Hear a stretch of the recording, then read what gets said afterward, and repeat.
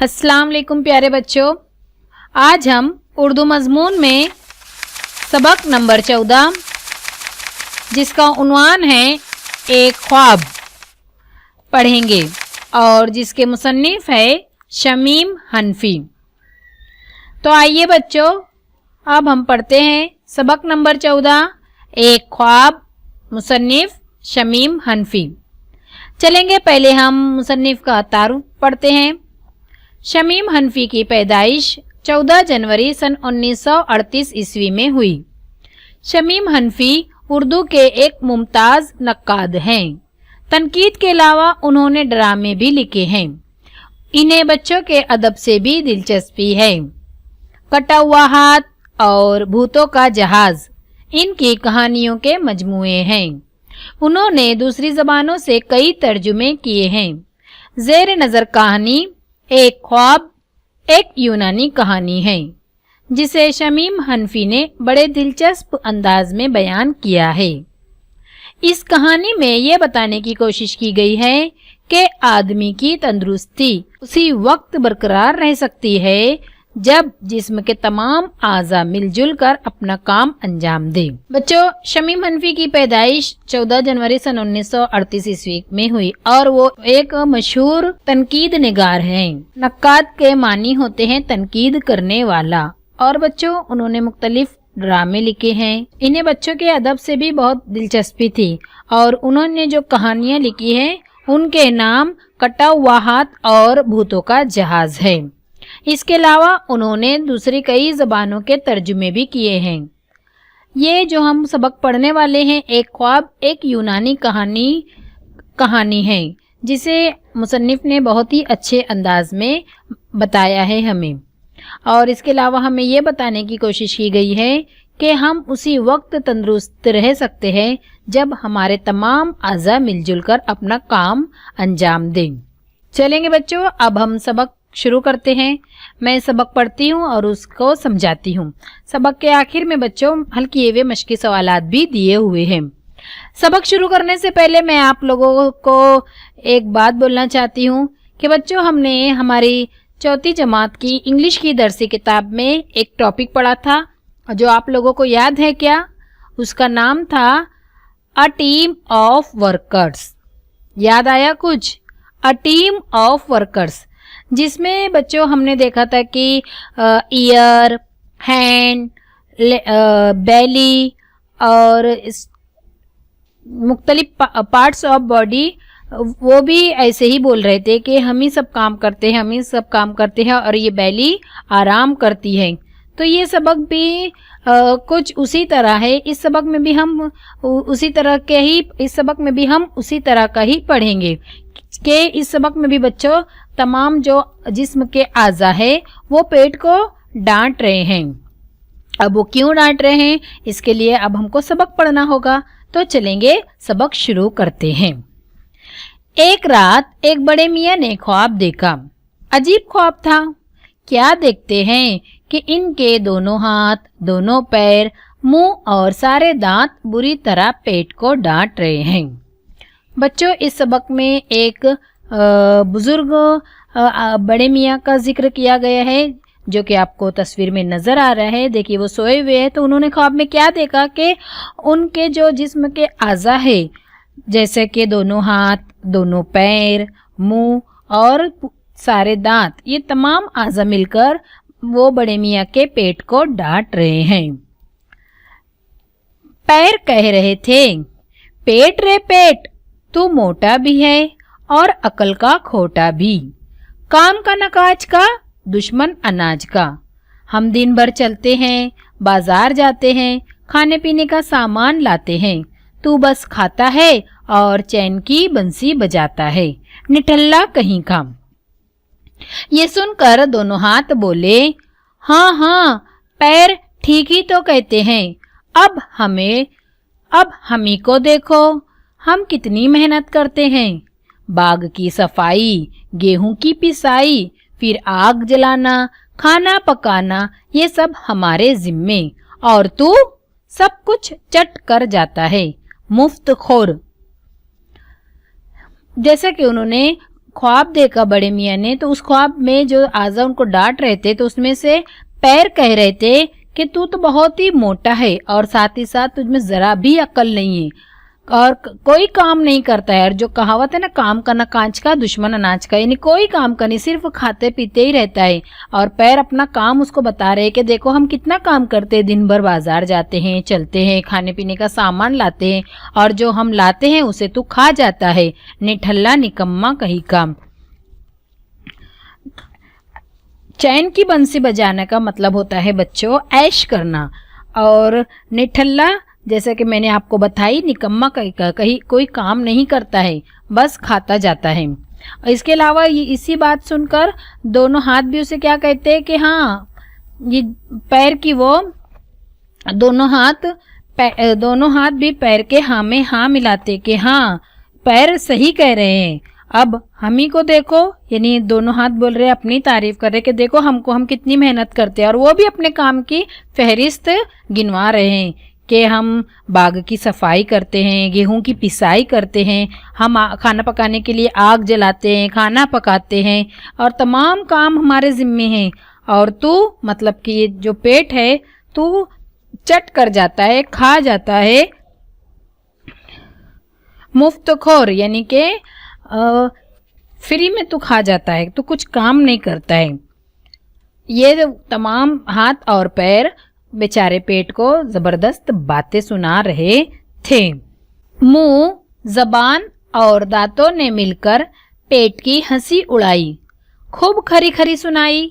कहने लगे, हम ना होते तो क्या तू बाजार जाता, क्या किस्म किस्म के पकवान उड़ाता, हाथ पांव अपना काम कर चुकते हैं तो खाना हम चबाते हैं, इसका मजा हम बताते हैं, इसे मैदे तक हम पहुंचाते हैं, पेट रे पेट तू हो मलिया मेट।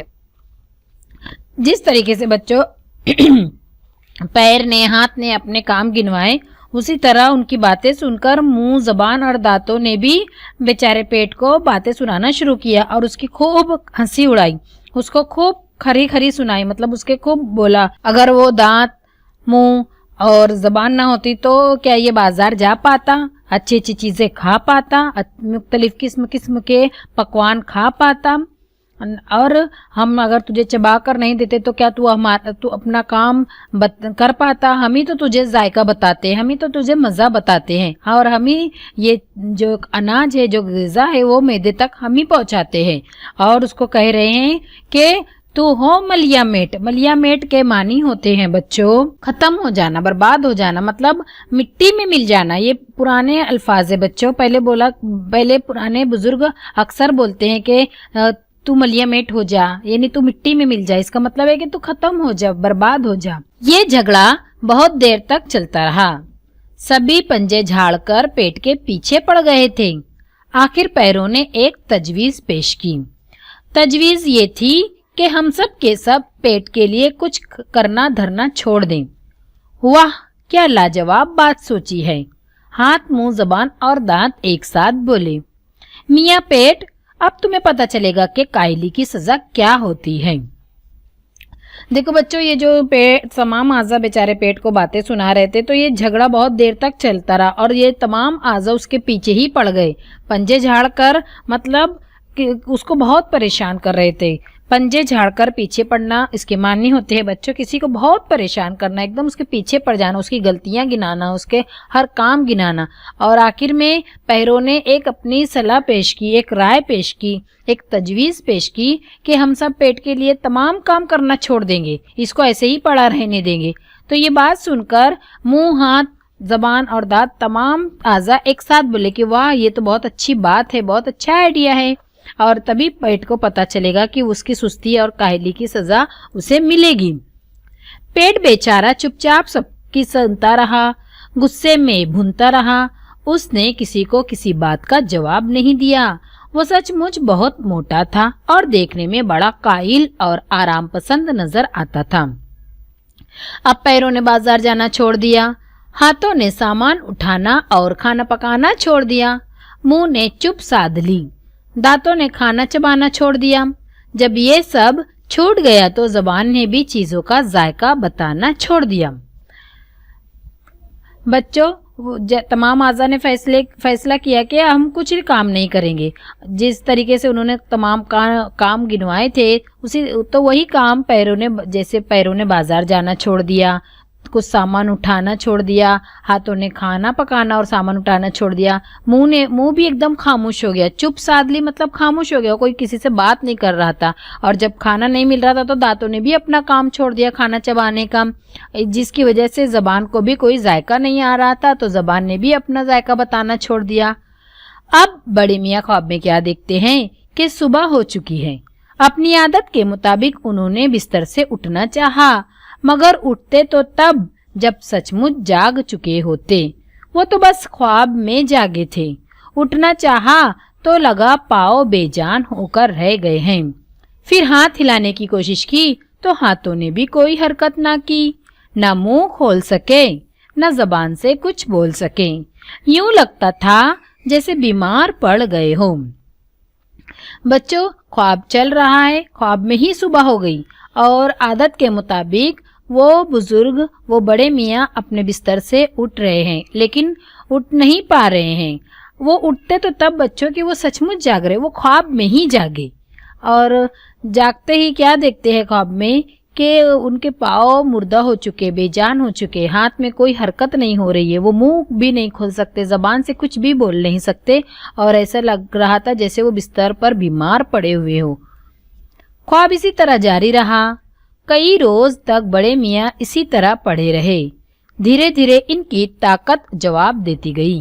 कुछ समझ में ना आता कि क्या करें। कहाँ तो हाथ, पाँव, मुंह, जबान, दांत, जब देखो पेट को जली कुटी सुनाते थे और बेचारा पेट सबकी सुनता रहता था। वो कुछ ना कहता भी क्या। और अब ये हाल था कि किसी में कुछ कहने की सकत ना रह गई थी। फिर बड़े मियाँ क्या देखते हैं कि मुसलसल फाका कशी की वजह से इनका बदन सूख गया है, खाल लटक गई है, रगे ऐंठ गई है, जिस्म में खून का एक कतरा भी नहीं है, मौत सर पर खड़ी है, दुआ की घड़ी है। बच्चों, जो ख्वाब बड़े मियाँ देख रहे थे वो एक रात के लिए नहीं रहा। ख्वाब में ही वो मुसलसल कई दिनों तक ख्वाब देखते रहे। ख्वाब में ही ख्वाब मुसलसल जारी रहा और धीरे धीरे बच्चों उन बड़े मियाँ की पूरी ताकत खत्म हो गई। समझ में नहीं आ रहा था कि क्या करे। कहाँ तो तमाम आज़ा मिलकर बेचारे पेट को बहुत बातें सुनाते थे और वो खामोशी से सुन लेता था, लेकिन अब ये हाल हुआ है बच्चों कि किसी में भी कुछ कहने की ताकत नहीं रही है। सकत रहना मतलब कि किसी में भी ताकत नहीं रही है। सब खामोश हो गए और कुछ खाना ग़िज़ा कुछ ना मिलने की वजह से बहुत ही कमज़ोर हो गए तमाम आज़ा। और फाका कशी मतलब कि बच्चों भूखा रहना। और बड़े मियाँ ख्वाब में के देख रहे हैं कि तमाम आज़ा मुसलसल भूखे रह रहे हैं, तो इसकी वजह से उनका जिस्म पूरा सूख गया है और उनकी जो जिल्द है वो लटक रही है बच्चों। उनकी ऐसा लग रहा है कि मेरी तमाम रगें सुकड़ रही है, मेरी नब्ज़ सुकड़ रही है, और उनको ऐसा महसूस हो रहा है कि उनके जिस्म में खून का एक भी कतरा नहीं है और मौत उनके सर पर खड़ी है और सबसे वो दुआ के लिए कह रहे हैं। अब हाथ, पाँव, मुंह, जबान, दांत इतने कमज़ोर हो गए हैं कि पेट से लड़ भी नहीं सकते। खुद को हरकत भी देना चाहें तो नहीं दे सकते। पेट भी पिचक गया है, बेजान सा पड़ा है। बच्चों, तमाम आज़ा इतने कमज़ोर हो गए, उनको खाना नहीं मिल रहा है, ग़िज़ा नहीं मिल रही है, कोई कुछ एक उज़्व भी काम नहीं कर रहा है दूसरे उज़्व की वजह से, सिर्फ और सिर्फ पेट की वजह से, तो वो खुद को हरकत भी नहीं दे सकते, पेट से लड़ भी नहीं सकते। यहाँ तक कि जो पेट फूला हुआ था, निकला हुआ था, वो भी दब गया है, पिचक गया है, मतलब जैसे कि वो दब गया है, बेजान सा जान पड़ा है वो पेट। इतने में बड़े मियाँ के कानों से एक कमज़ोर सी आवाज़ टकराई। इनका एक पैर कह रहा था, ऐ दोस्तों, हमें ये बात मान लेनी चाहिए कि हमसे बड़ी भूल हुई। हमारे पेट ही ने अपनी रही सही ताकत के बल पर हमें अब तक जिंदा रखा। ये सुनकर पेट बड़ी उदासी के साथ मुस्कुराया। फिर इसके सुनने में ये आया कि हाथ पैर मुंह जबान दांत एक आवाज होकर कह रहे हैं, आओ हम सब आज से फिर अपना अपना काम शुरू कर दें। इस आवाज के साथ ही बड़े मियाँ की आंख खुल गई। बच्चों, अभी तक जहाँ तक हमने पढ़ा वो उन बड़े मियाँ का ख्वाब ही चल रहा था कि वो ख्वाब में इतने लागर, इतने कमजोर हो गए थे कि ऐसा लग रहा था कि उनको मौत आ जाएगी, मौत उनके सर पर खड़ी है। और ख्वाब में ही उन्होंने और क्या देखा कि उनके कानों में एक आवाज आती, एकदम दबी दबी कमजोर सी, और वो आवाज थी पैर की, जो कि एक पैर की। और वो पैर कह रहा था तमाम आज़ा से कि हमसे बहुत बड़ी गलती हो गई है, हमसे बहुत बड़ी भूल हो गई है। हमारा पेट ही दरअसल हमें हर ही सही ताकत के बल पर जिंदा रखता है। तो इतने पे भी वो पेट बहुत पिछक गया था, तो वो भी एक उदासी के साथ मुस्कुराया वो सुनकर।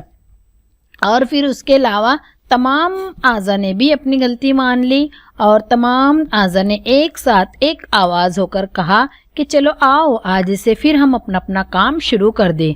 और इतने में बच्चों वो बड़े मियाँ की आंख खुल गई। जाग कर उन्होंने देखा कि उनके पाँव चल सकते हैं, हाथ बोझ उठा सकते हैं, मुंह खुल सकता है, जबान चल सकती है, दांत खाने का निवाला चबा सकते हैं, वो बिल्कुल भले चंगे हैं। बच्चों, ये ख्वाब उनका मुकम्मल हो गया। अब उनकी आंख खुल गई और जैसे ही वो जागे तो उन्होंने क्या देखा कि उनके पाँव चल सकते हैं, उनका हाथ सामान उठा सकते हैं, उनका मुंह भी खुल सकता है, उनके जबान हिल सकती है, दांत भी खाने का काम कर सकते हैं और वो बिल्कुल ठीक ठाक है, वो बिल्कुल सही सलामत है। नाश्ता सामने आया तो उन्होंने अपना ख्वाब याद किया। अपने आप से बोले, हमारे जिस्म के हर हिस्से को दूसरे हिस्सों की मदद दरकार होती है। सब मिलजुल कर ही कोई काम कर सकते हैं। हाथ, पाँव, मुंह, जबान, दांत और पेट, जी हाँ पेट भी, इनमें कोई किसी का दुश्मन नहीं। अगर एक काम करना बंद कर दे तो दूसरों का काम बिगड़ जाएगा, सबके सब बीमार पड़ जाएंगे। सब अपना फर्ज पहचाने, किसी को खुद से कमतर ना जाने। इससे जिंदगी की गाड़ी सेहत और सुकून के रास्ते पर चल सकेगी। आपस में लड़ाई झगड़ा शुरू हो गया तो गाड़ी रुक जाएगी। ये सोचकर बड़े मियाँ अपने ख्वाब पर खूब जोर जोर से हंसे, फिर मजे ले लेकर नाश्ता करने लगे। बच्चे वो अब तक ख्वाब देख रहे थे जैसा कि हमने देखा, और ख्वाब में तमाम आज़ा उनके लागर और कमज़ोर हो गए थे। फिर उनकी आंख खुली तो वो भले चंगे थे। जब उनके सामने नाश्ता आया तो वो अपना ख्वाब याद करने लगे, और जैसा कि उन्होंने ख्वाब में देखा कि तमाम आज़ा आपस में लड़ रहे थे, तो वो बोल रहे हैं कि हमें ये इस सबक में वो हमें सबक देना चाह रहे हैं कि हमें अपनी हर दूसरों की भी मदद दरकार होती है, और अगर हम कोई काम मिलजुल कर करे बच्चों तो वो आसानी से पाये तकमील तक यानी अंजाम तक पहुंचता है। इसमें उन्होंने हमारे जिस्म के मुख्तलिफ आज़ा के ज़रिए पैगाम दिया है कि हमें भी हमारा काम मिलजुल कर करना चाहिए। और जिस तरह इस सबक में बताया है बच्चों कि तमाम आज़ा बेचारे पेट को डांट रहे हैं कि कह रहे कि तू कुछ काम नहीं करता, तो बड़े मियाँ हमें कह रहे कि हाँ पेट भी एक बहुत कारामद उज़्व है, वो भी बहुत काम करता है, और इन तमाम आज़ा में से अगर किसी एक ने भी काम करना बंद कर दिया, अपनी जिम्मेदारी निभाना बंद कर दी बच्चों, तो हम बीमार पड़ जाते हैं, हमारा काम बिगड़ जाता है। तो बच्चों हमें भी अपना का फ़र्ज़, हमारी जिम्मेदारी पहचानना चाहिए, किसी से हमको अपने आप को कम नहीं जानना चाहिए। अगर हम सेहत और सुकून के साथ सही रास्ते पर चलते रहे और आपस में कोई भी बातों पर ज़रा सी छोटी छोटी बातों पर लड़ाई झगड़ा ना करे, तो हम एक कामयाब ज़िंदगी बसर कर सकते हैं। ये था बच्चों एक ख्वाब सबक जिसे हमने समझा है। चलेंगे अब हम इस सबक के अल्फाज मानी पढ़ते हैं। चैन की बंसी बजाना, उसके मानी होते हैं बच्चों ऐश करना। निठल्ला, निकम्मा, हंसी उड़ाना, मजाक उड़ाना। मलियामेट, खत्म बर्बाद। पंजे झाड़कर पीछे पड़ना, किसी को बहुत परेशान करना। गुस्से में भुनना, बहुत गुस्सा करना। चुप साध लेना, खामोश हो जाना। ताकत जवाब देना, ताकत खत्म हो जाना। जली कटी सुनाना, बुरा भला कहना। सकत, ताकत, फाका कशी, भूखा रहना। कमतर, जिसके मानी है हकीर। ये था बच्चों अल्फाज मानी। इस सबक के हल किए हुए मश्क़ी सवालात भी दिए हुए हैं। आप लोग उन्हें अच्छी तरह पढ़ेंगे, समझेंगे, उसे अपनी कॉपी में लिखेंगे। खुदा हाफिज़ बच्चों।